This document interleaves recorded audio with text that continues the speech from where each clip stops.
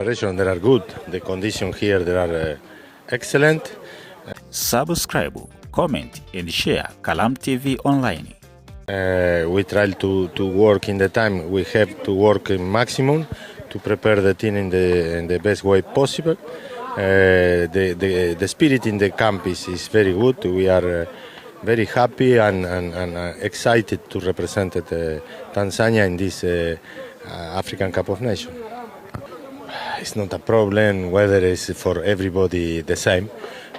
It's true we are more habitued to the warm temperature, but Nsuba suffer the cold.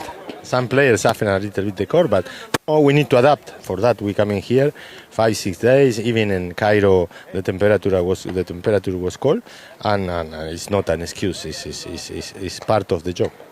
Maandalizi mazuri, wachezaji wanafanya mazoezi vizuri. Tangu Cairo mpaka hapa tumesafiri salama, tunamshukuru Mungu. Na wachezaji wanaendelea kujiandaa. Wachezaji wote wanafahamu tumekuja kwenye mashindano, tunataka kushindana. Mwalimu amekuwa akiongea na wachezaji karibu kila siku kuambia kile ambacho anategemea kutokana na mafunzo yake, kile ambacho anategemea kutoka kwao.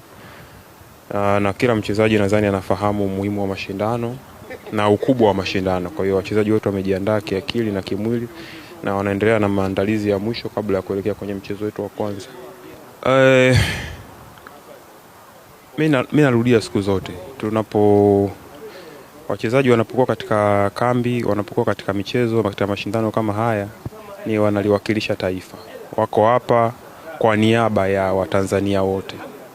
Kwa hiyo Watanzania ambao hawako hapa waendelee kuwaombea wanajeshi wao waweze kuwa salama, waende kupambana vizuri ili kuhakikisha kwamba tunalirudishia taifa heshima na furaha.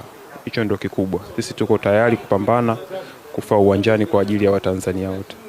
Subscribe, comment and share Kalam TV online.